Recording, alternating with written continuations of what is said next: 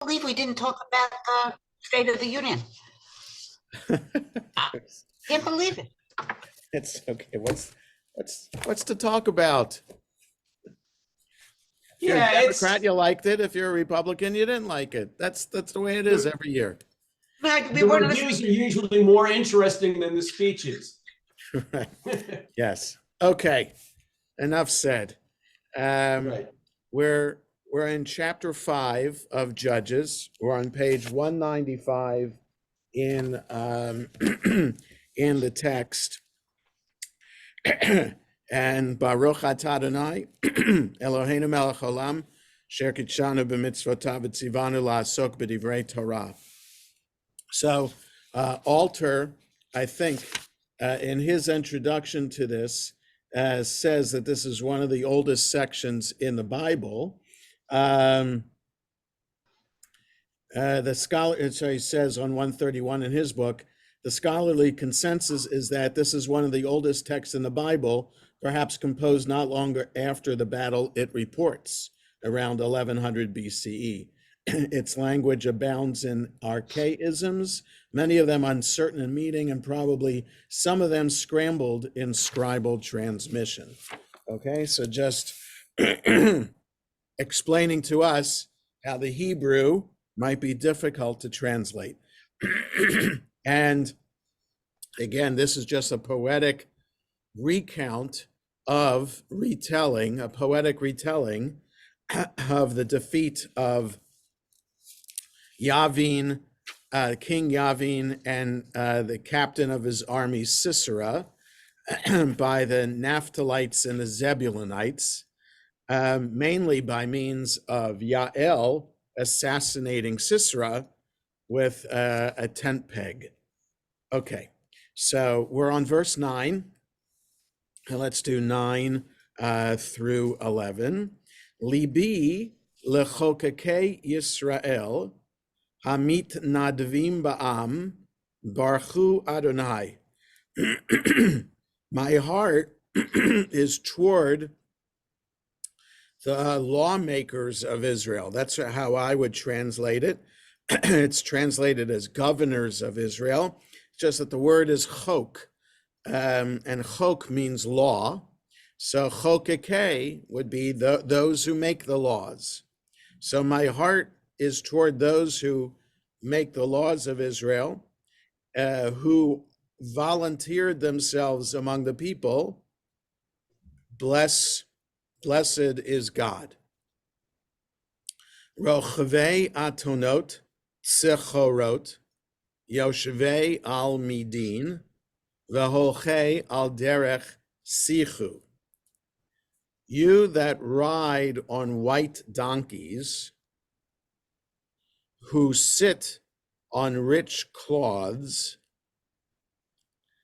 and you that walk by the way, tell of it.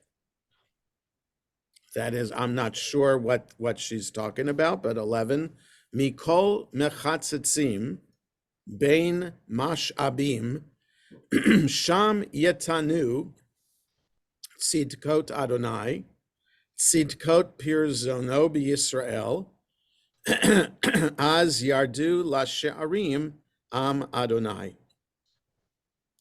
Louder than the voice of archers by the watering troughs. There shall they rehearse the righteous acts of God, even the righteous acts of his rulers in Israel. Then the people of the Lord went down to the gates. So I guess she's saying that the wonder of this victory is being told by everyone in Israel. So that's her poetic way of saying that. Let's look at the commentary here on the page, bottom of 195 on the right. Having described the desperate plight of her people, she now turns to their deliverance. My heart is, that is, belongs, goes out in gratitude. You that ride on white donkeys, namely the rich merchants. A white donkey was a mark of distinction. a form of the Hebrew for white, sechorot, occurs in Ezekiel 27. So a white donkey was a mark of distinction, so much so that the Messiah will enter, when the Messiah comes, the Messiah will enter Jerusalem riding on a white donkey. Okay, and that, which is, what's that, Bess? It's just as an interesting aside that our version says white ass. Yeah, I know, so does mine. I Oh, just oh, felt oh. like saying donkey and not saying, Oh, okay, I'm not just, saying that. I thought That's they all. changed, I thought it was changed. No, it was my own being prude. So, So I'm aware of the thing about riding a donkey. I didn't know it was a white donkey, and I think all of the depictions in films, like even like when Jesus entered Jerusalem, I don't recall them ever being white. I just remember them being a donkey. so I don't know what to tell you, but that Okay. it's clear in Isaiah that that the Messiah is going to do that, and then it's clear in the Christian Bible that Jesus did do it. So, because the followers of Jesus were all Jewish, and they knew the story from the Bible of how the Messiah is going to enter Jerusalem, so they want to make sure that Jesus does it the right way. I don't think I've ever even seen a white donkey. Yeah, I I'm mean, not I've- sure what white means. Like, is it really white, or is it whiter than the usual donkey? So I don't know. Like a red heifer, it could all be brown and not necessarily red. It's just so it's unclear. Yeah. What, Bess? You're muted, Bess. I Googled Jesus on a donkey Yes. and images, and most of them are not white, but some are white. Uh-huh. Okay. Proves nothing, right? Just interesting. I never thought of it as white either. Right. Well, the if Hebrew word is what? so it's tzachor, tzadi chet resh. So, and the commentary is pointing out that the only other place in the Bible that this appears is in Ezekiel, and it's assumed that it means white, and Alter translates it as white also. Okay, the commentary goes on. Rich cloths. The noun midin in Hebrew is uncertain of meaning. AJ is based on a derivation from mad, garment, hence cloth, and so saddlecloth or rich cloth. Most early commentators connect it with din and render you that sit in judgment. So that's the Aramaic, Rashi. Some explain it as the name of a road known in those times. So again, just another point highlighting that they're not sure what the word midin means, because it might only occur here. 11, instead of, literally from. It's translated in this way to give sense to the sentence. Archers, the word mechatzitzim is rendered by AJ as the denominative PL from chetz, arrow. Okay, so that's just denominative PL is a grammatical term, and chetz is an arrow. So mechatzitzim are those who use arrows. This follows kimchi and mitzudot. It may also be rendered as troops or as pebbles. That is, instead of fearing to make a sound when walking on the pebbles to the water troughs.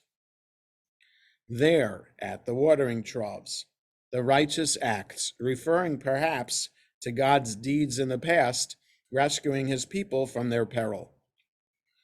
Restoring open cities, the same noun as in verse 7. That is, he again made it safe to occupy unwalled villages without fear of enemy attack. Then the people of the Lord, etc. After the victory, the Israelites went down to the Sanhedrin to study the Torah. The Sanhedrin is referred to as the gates in Proverbs 31 and in Ruth 4. It may also be rendered as cities, meaning that after the victory, the Israelites returned to their open cities. So for some commentators, it's important to see a reference to the Sanhedrin back in the Bible to prove to the average Israelite who isn't used to rabbis and Sanhedrin, to convince them that it goes back to ancient times and the rabbis aren't making up their interpretation of Judaism from whole cloth, that there's reference to it before. So here, She'arim, well, we know that the elders sit at the gates. That's the Torah tells us. So for the rabbis, sitting at the gates would mean elders sitting at the gates, that they would be organized into a Sanhedrin, so that the Sanhedrin isn't from the time of the rabbis, but actually is from the time of the Bible. Okay. So let's read ancient Israel on these 3 verses. So on 133, in ancient Israel, 9, who answered the call for the people. Here, the association of the verbal stem, nun, daled, bet, with nobility is made explicit because these are the leaders of Israel. The martial ethos of noble warriors prepared to risk all has a certain affinity with the Homeric poems. Okay, so maybe Alter is suggesting that this was a common reference in the Middle East at the time. Riders on pure white she-asses. In this early period, these would be the mounts of noblemen or princes. Archers, although this is a common understanding of mechatzitzim, linking it to chetz or arrow, widely different interpretations have been proposed. If in fact the word refers to archers, the sound would be the twanging of many bows and the whizzing of arrows as volleys are shot. So mechatzitzim. So maybe the tz could be the sound of arrows whizzing past. So it's like an onomatopoeia. That's what he's suggesting. Unwalled cities. This is the same word that is used in verse 6. God's bounties would be in reestablishing a safe order for the tribes of Israel in which they could once more live in unfortified towns. Went down to the gates, battle is often engaged before the gates of the city. Okay, so we continue according to the commentary. Now, section verses 12 through 22 is a section, as the commentary on 196 says back in our text. The second part of the ode, after a brief introduction, describes the lively response of certain tribes and the tardiness of others, and then carries us, as it were, into the thick of the battle. Okay. Uri Devorah. I'm Uri Devorah. So I pronounced it the way, I put the emphasis without paying attention to the trup marks on the first syllable. The trup mark on purpose is on the second syllable, and that's what the little asterisk is referring to, that it's supposed to be the second syllable, not the first. Uri Devorah. And now the second part, Uri Dabri Shir. So it's the same word, it's just the emphasis in the first part of the verse is on the second. So Uri Devorah, and then look at the trup mark under the first syllable, Uri Dabri Shir. So I don't know, poetically, if I guess it sounds better that way. It's the exact same word. Why the emphasis on the second syllable in the first part and on the first syllable in the second part? So I don't know. Maybe Alter will say something about it. Kum Barak Ushave Shevyacha ben Avinoam. So awake, awake, Deborah. Awake, awake, speak this song.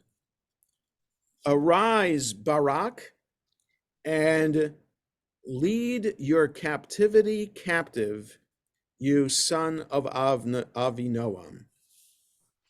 We'll get that. Yes, go ahead. Did you do this? And I don't remember, or I wasn't here. Deborah, the root is the same as to speak. Is there a relationship between her name and the word to speak? But also a Devorah is a B, B-E-E. So I'm not sure. No, we didn't talk about the origin of her name.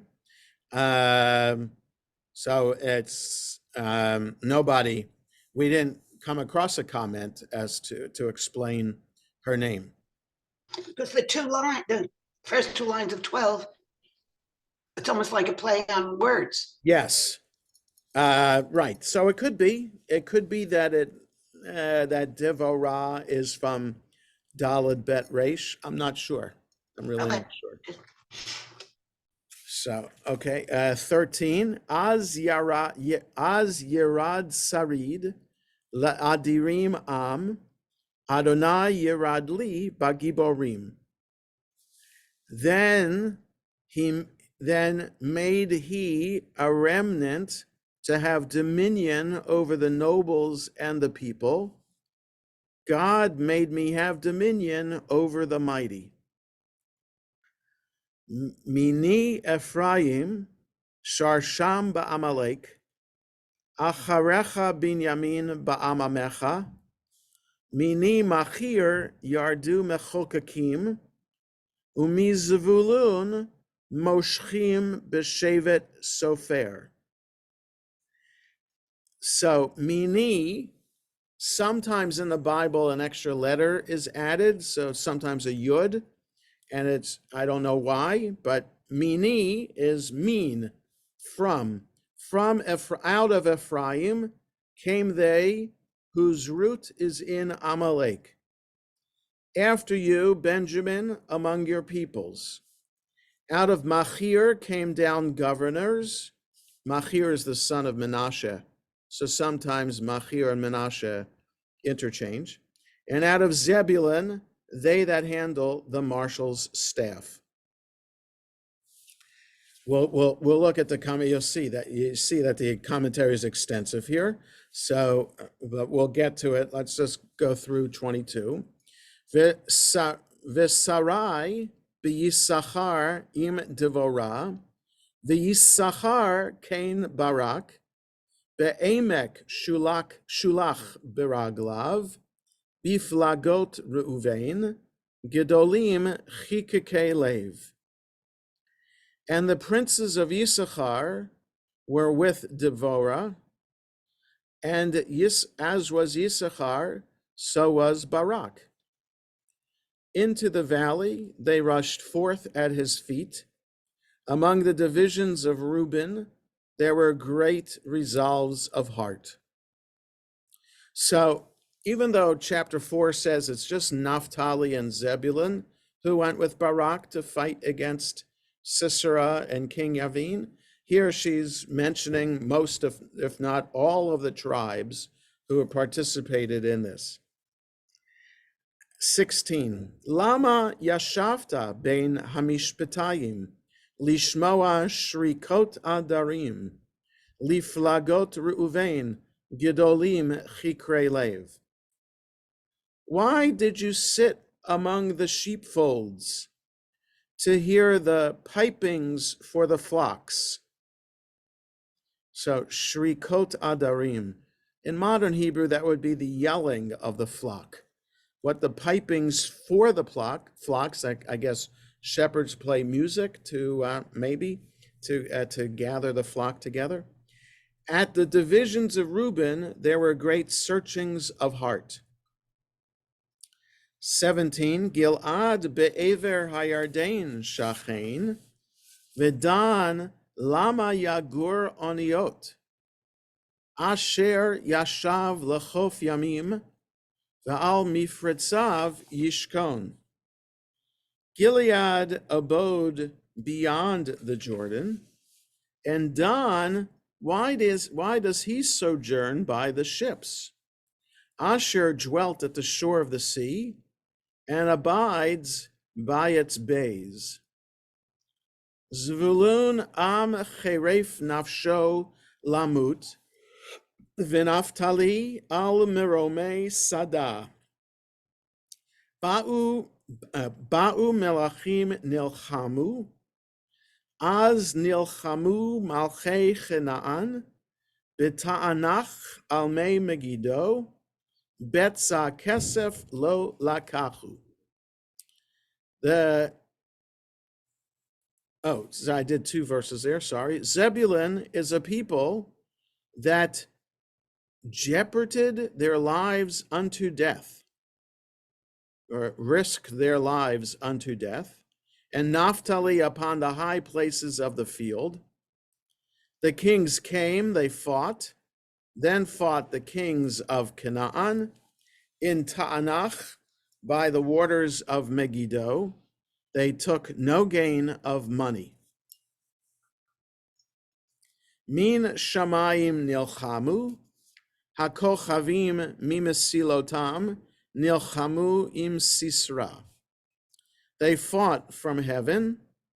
The stars in their courses fought against Sisera. Nachal Kishon Grafam, Nachal Kedumim, Nachal Kishon, Tidrechi Nafshi Oz. The brook Kishon swept them away. That ancient brook, the brook Kishon, O my soul, tread them down with strength. Az halmu ikvesus, midaharot daharot abirav. Then did the horse hoofs stamp by reason of the prancings of their mighty ones. Okay, so let's see what the commentary has to say about it. The Hebrew is a little bit difficult. That's why I was reading the translation here. So back to 196 down below. So it has a 19 here, but it means 12. See the number 19 there?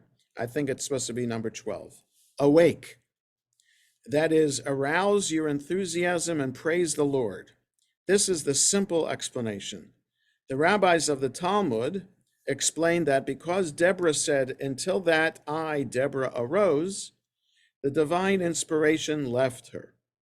Abarvanel adds that the listeners called to her, awake, awake, Deborah, awake, awake, utter a song. When they saw that she did not respond, they turned to Barak and said, arise, Barak. Immediately, the divine spirit rested on him, and he commenced to sing. So I guess the question for the commentators is, why does Deborah have to wake up? She's already woken and she started to sing already. So what is this awakening happening in verse 12? So that's why the commentators might suggest that maybe the Spirit of God left her. Captivity, a collective noun for captives. 197. Then, at the time when the national uprising began, made he, etc. The subject in the Hebrew is not certain. Kimchi and Ralbag understand it to be God, whereas Rashi and Metzudat David understand it as Israel. Yeah, and so the English translation has a capital H. So that means the English translation understands it to be God also. The rendering would accordingly be, then the remnant of Israel ruled over the mighty of the people. A remnant, the remaining Israelites are the remnant mentioned of the people, that is, the powerful ones of the nation of Canaan. It may also be rendered over the powerful over the nation, denoting that the powerful nation was that of Yavin, the king of Canaan. Out of Ephraim, etc. The first half of this verse is very difficult, right? Because from Ephraim, their root in Amalek. What does that mean? Because how could the root of Ephraim, one of the tribes of Israel, be rooted in Amalek, the archenemy of Israel? So that's the problem. The first half of this verse is very difficult. Translated literally, it reads, from Ephraim, the root is in Amalek. After thee, Benjamin and thy peoples. Rashi, Kimchi, and Metzudat David translate against instead of in, and explain, from Ephraim, the root, namely Joshua, prince of the tribe, fought against Amalek. From Ephraim, their root, that is the original one, Joshua, Amalek, against Amalek. And after him, Benjamin, namely Saul, a Benjaminite, will also fight after him. This interpretation implies a forecast of the future. Acharecha binyamin ba'amamecha. Right. Okay. So after you, that is after Joshua, Binyamin, somebody from Binyamin against your people. Okay. Whose root was against Amalek. As mentioned above, this alludes to Joshua, the root or prince of Ephraim, who subdued Amalek when Israel was attacked by them shortly after the Exodus. As scripture states, and Joshua weakened Amalek and his people by the edge of the sword. Rashi connects this verse with the preceding one thus: the Lord made me have dominion over the mighty by sending Joshua to subdue Amalek.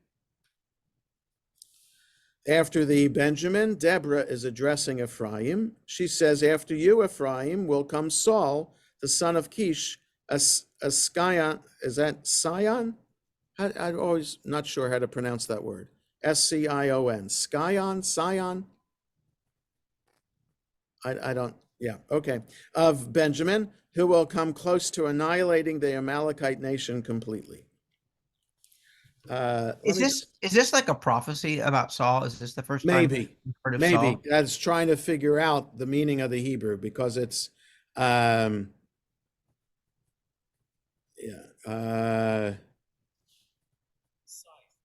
it's pronounced Scion. Okay, S-C-I-O-N. I put it in, and it has a little microphone next to the word, and it says Scion. Okay. So this is how the commentaries are understanding it, that it's a prophecy for the future. Because the problem is Amalek. What's Amalek's place in this verse?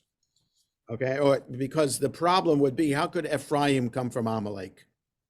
How could a tribe of Israel have its roots in the archenemy of Israel, a non-Israelite people? Okay, so even though Amalek in the Torah is a descendant of Esau, right? And Esau is Jacob's twin brother. So, but it's archaic. It's unclear. We'll see what Alter does with it. Would there have been commingling? I mean, during the times when the Bible doesn't want there to be, and certainly the rabbis don't want that. It's possible there was. Don't know. Okay, so with your peoples, we're the second paragraph on the right-hand side. She addresses Ephraim as representing Israel. Saul will attack Amalek with 20,000 soldiers recruited from all of Israel. Alternatively, now she addresses Benjamin, saying, you, Benjamin, with your recruited army, will attack Amalek. Rashi suggests that Be'amamecha is related to omemot, dying embers, translating with your abaters, that is, those who will reduce Amalek to dying embers. So again, the Hebrew here, very difficult, and that's why the commentaries are trying to deal with Amalek that's in the sentence and how these references here can be understood. So, Machir, that is the tribe of Menashe, of which Machir was the main branch. As mentioned there, Machir's territory was on the eastern bank of the Jordan. Governors, that is, governors of high status, participated in the war against the Amorites when Yair, the son of Menashe, took it, from Deuteronomy 3. Others explain that the descendants of Machir, the son of Menashe, participated in the war against Sisera. Handle, literally draw, for its use with the preposition bet, see 1 Kings 22. The marshal's staff, that is the rod of the scribe, that is from Zebulun, everyone participated in the battle, even the sages and the scribes who were inexperienced in war. So from Zebulun, they pulled the tribe, the staff of the scribe. So it's translated as marshal, but the Hebrew is sofer, a scribe. And that leads the rabbis and the commentators to say that Zebulun, the tribe of Zebulun, is where we get the scholars of the people of Israel. The rest of the population certainly responded to Barak's call. Abarvanel points out that the scripture does not call them sophrim, scribes, but they that handle the pen of the scribe. This refers to merchants who use the pen of the scribe to record their accounts. Even they left their business behind and responded to Barak's call. The princes of Yissachar, literally the princes in Yissachar. The noun has the old plural suffix. As Barak, just as the entire tribe of Yissachar followed Deborah, so did Barak. Rashi explains that the princes of Yissachar were the sages who were always occupied with Torah study and with astronomical computations to determine the occurrence of the new moon and the intercalary years. They would always cooperate with Deborah to teach Israel statutes and laws. The rest of the people were faithful to Barak to obey all his commands. They rushed forth his feet. The verb is literally, he was sent away, the subject being ambiguous. The sense is probably, the men of Issachar at once answered the call and impetuously followed Barak's leadership. That is, they ran eagerly to recruit an army to follow Barak. Alternatively, they followed Barak into the valley to battle with the Canaanites. Divisions, unlike Issachar, the tribe of Reuben separated itself from its brethren by not responding to Barak's summons to war. Da'at Sofrim notes that liflagot appears in the plural form, denoting that this was not the first time that Reuben separated himself from the rest of his brethren, for their choice of territory on the eastern bank of the Jordan was also a separation from the rest of the people. Resolves or thoughts, that is, much thought must be given to account for Reuben's absence from the battle in which all Israel participated. Right, so that again, from a literal reading of the Hebrew, it looks like Reuben in verse 16 is being, or 15 and 16 is being described as not participating. And we remember back in the Torah that they were allowed to settle on the other side of the Jordan, on the eastern side of the Jordan, as long as they participate in the wars of settling Israel. So here could be the song is saying that they didn't. Rashi explained, yes, go ahead. Oh, I'm sorry. In the other version, it says resolves is literally investigations, and Rashi explains that they waited, meaning the Reubenites, to see which side was likely to win and to join that side. Okay, so there's that too. Yeah. Rashi explains that Reuben's separation was caused by his thoughts or plots to refrain from participation in the battle until they would hear which side was winning and then join it. So that's the end of this paragraph in our updated commentary. 16, note the bitter taunt in the series of questions that follows. Sheepfolds, an apt word in view of the pastoral character of the tribe. The noun mishpatayim also occurs in Genesis 49. and it denotes an enclosure surrounded by a paling for the protection of the flocks. The dual form is said to indicate that the folds were divided into two parts. Other commentators interpret it as boundaries. That is, why did you choose your territory to dwell on the eastern bank of the Jordan between the border of Israel and the border of the heathens if you are afraid of war? The pipings of the flocks, that is, the shepherd's call to sheep. More probably, the phrase means the bleatings of the flocks, a sarcastic contrast to the stern call to battle. Did you not expect to go to war, dwelling in such a location? Did you expect to sit back and listen to the bleatings of the sheep? Rashi and Targum explain it figuratively. Did you stay between the boundaries to listen to the voices of the warring armies, to hear who emits a cry of victory and who emits a cry of defeat? Gilead, the region east of the Jordan on both sides of the river Yabok. The allusion is to the half-tribe of Manasseh, which had not settled in Canaan and did not respond to Barak's call. According to Rashi, Machir was mentioned above in verse 14 in reference to the war with the Amorites, not the war with Sisera. Others explain that Gilead did indeed participate in the war. Deborah is representing Gilead as an example for Reuben, since they came despite the fact that they dwelt on the other side of the Jordan. Dan, that is, the part of the tribe settled in the extreme north and not the Danites in the southwest.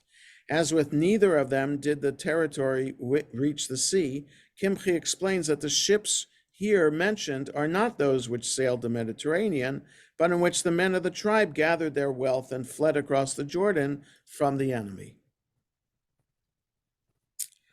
Asher dwelt at the shore of the sea, see Joshua 19. Where it's mentioned that Asher's territory extended to the sea. Bays, the noun mifratz occurs only here. It's in modern Hebrew too. So mifratz in modern Hebrew is a bay or a gulf, like the Gulf of, I don't know, the Persian Gulf. Would that as something as big as that, or something as small as the bay that is the port of Haifa.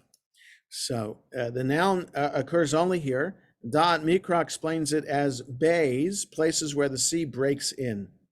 Earlier commentators explain it as breaches, that is, vulnerable spots where his cities can be attacked by the heathen neighbors. Hence, Asher's absence was excusable. Zebulun and Naphtali are held up as a laudable contrast to the unpatriotic or timid eastern and northern tribes. And Naphtali, that is, this tribe also jeopardized their lives. The high places of the field, that is, Mount Tabor. 19. After the account of the attitude of the tribes, the ode proceeds to describe the course of the battle. The kings, Sisera evidently led a confederacy of several kings against Israel. Came, they fought. The literary effect created by the omission of the conjunction between the two verbs is striking. Ba'u melachim nilchamu. So I don't know how that's striking. Ba'u melachim ve'nilchamu? Ba'u melachim nilchamu? I don't know. Ta'anach Megiddo, see on Joshua 12, by the waters of Megiddo is meant the Kishon and its tributaries in the neighborhood of the city. Or in 200, according to the Targum, the text indicates that the enemy's camp extended from Ta'anach to Megiddo. No gain. The Hebrew Beitzah signifies peace, bit. No, Betzah, it's not Beitzah, Betzah. The phrase does not mean that the campaign was profitless because it was a failure, or that they took no ransom from the captive Israelites. The implication is that they refused hirelings' pay in their eagerness to fight against Israel. They fought. The verb is governed by the stars in the next clause. From heaven, the victory of Israel was assured because it depended not on Israel's prowess, but on divine intervention. The stars, these, declared the rabbis, were the unpaid fighters whom God enlisted to overcome the unpaid hirelings in the Canaanite army. In their courses, literally from their highways, the paths which were allotted to them in the skies, that is, it was as though the stars were waging war with the kings of Canaan. The rabbi said that the stars actually heated the armor of the soldiers. In order to cool off, they went into the brook where they were swept away. Again, just the unusual phrasing of the Hebrew leads to this unusual description here. How could stars in the sky heat up the armor of the soldiers?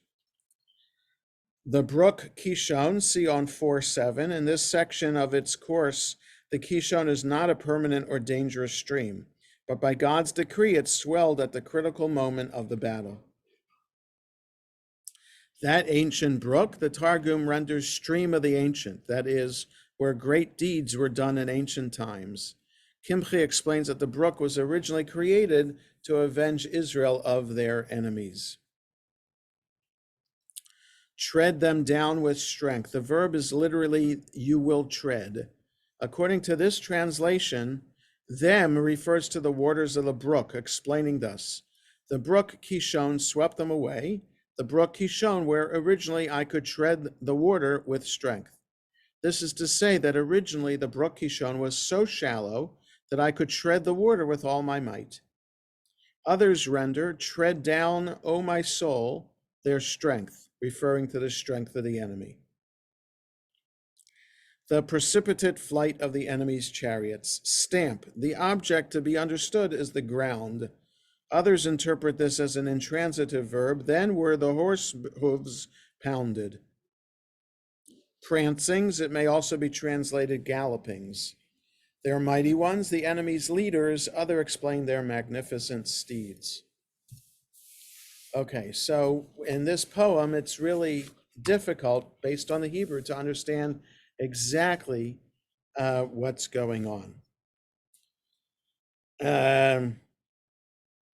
Okay, so verse 12, below the line in ancient Israel, 133, and this comment gets to Bess's point about speaking and the name of Deborah. So, okay,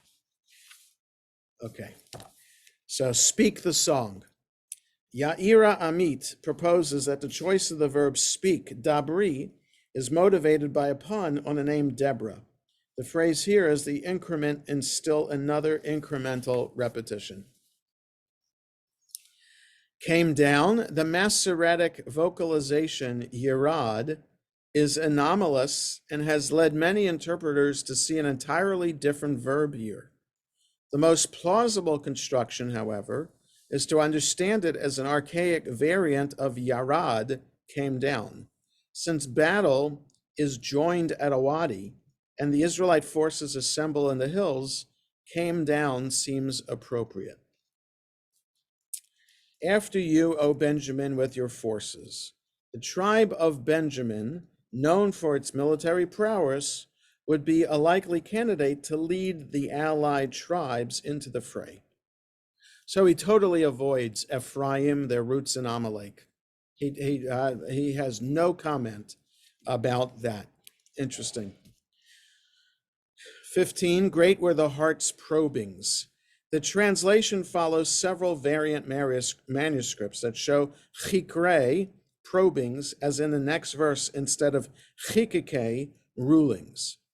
Given that Reuben is denounced in the next line for not joining the assembled tribes in battle, this phrase is probably sarcastic. The Reubenites give themselves to indecisive thought and speculation instead of marshaling their forces for battle. This entire verse and the next one reflect a real situation a century before the monarchy, in which there is no central governing force, and not all the tribes can be counted on to answer the call in a time of crisis. Don, why did he linger by the ships? The reference is puzzling because Don did not occupy coastal territory either in its early phase, east of the Philistines, or in its later migration to the north. Challenged death, literally exposed its life to death. Kings came, did battle, then Canaan's kings did battle. This is another fine flourish of incremental repetition. Then is repeated through the poem, marking its narrative momentum. Unlike the narrative version of this story in chapter 4, which has only one enemy king, Yavin, the Canaanite forces here are led more plausibly by an alliance of kings. No spoil of silver did they take. This is the first clear indication that they are defeated. It also anticipates the self-deluding notion of the Canaanite noblewomen at the end of the poem that their men are about to bring home an abundance of spoils. From the heavens, the stars did battle. This is a characteristic move of Israelite war poetry. No feats of valor on the battlefield are reported, for the victory comes from divine intervention. The fact that in Hebrew idiom, the clustered stars are referred to as the army or host of the heavens encourages this representation of the stars battling on behalf of Israel. The Kishon Wadi swept them off. Although the poem's narrative report here is highly elliptical, it looks as though there's an evocation of the victory at the Sea of Reeds.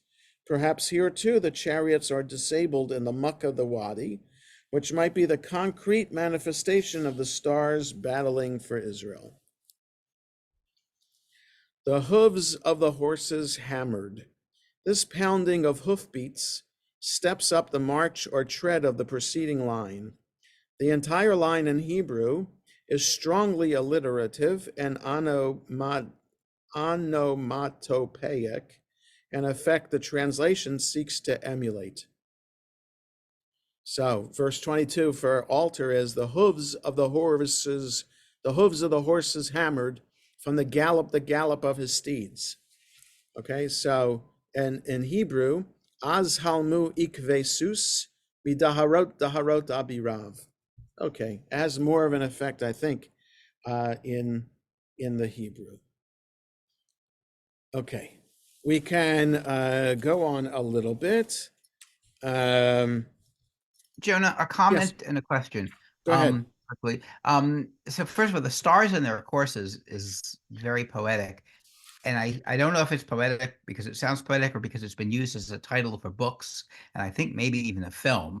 I mean, I know that it's been used before, the star as a title, the stars in their courses.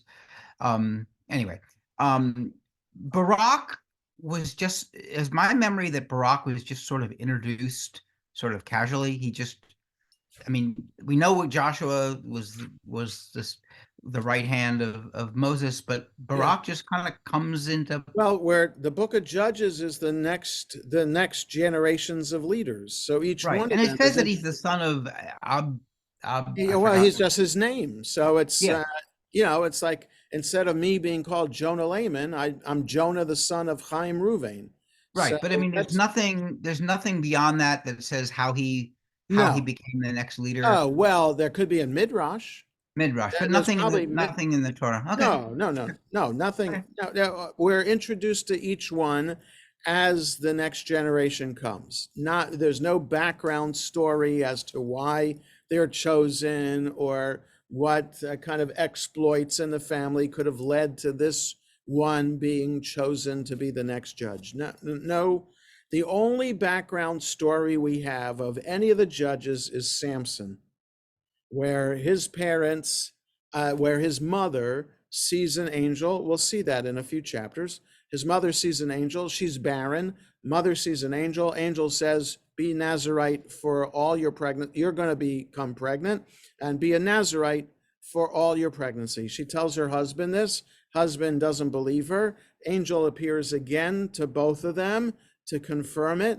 And then Samson's born. Oh, and also that the child has to be a Nazarite his whole life. So that's the only background about any of the judges that we know of. There's no Joshua, background. Deborah comes out of nowhere. Barak comes out of nowhere. All the others come out of nowhere. Yes. Barak means blessed, both in Barak. this. No. No. Barak in Arabic means blessed because the K in the Arabic is related to the in Hebrew.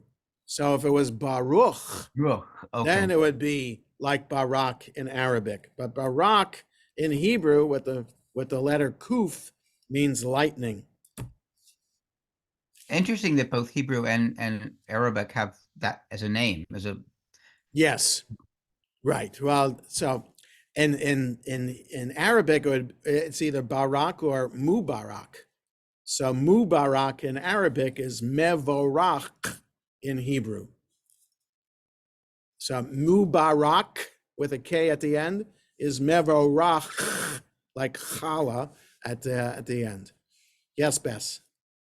I was just struck by the poetic 15 and 16. There were great resolves of the heart and there were great searchings of heart. And I'm surprised Walter didn't jump on that.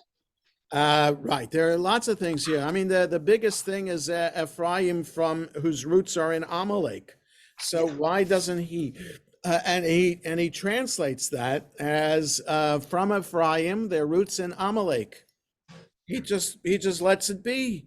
He could have provided a lot of scholarship possibly about the whole idea what was of how that could be that the tribe of Ephraim has its roots in Amalek. That would be a fascinating thing to talk about, but he doesn't do it.